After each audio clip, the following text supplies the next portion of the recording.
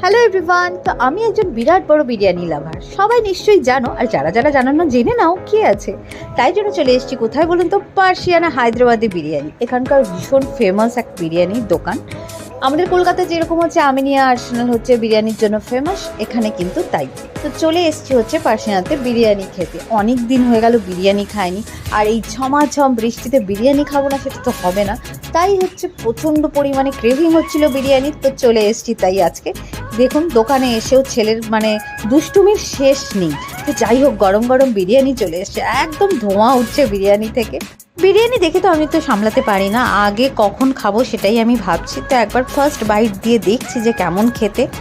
ওকে ওকে types. আমাদের বাঙালির biryani best best, ওর থেকে বেস্ট হতেই পারে না। কিন্তু যাই হোক, তাও খারাপ লাগলো না মোটামুটি। কিন্তু ওই বিরিয়ানি পেলে হয়তো আরও বেশি হয়তো তৃপ্তি পেতাম।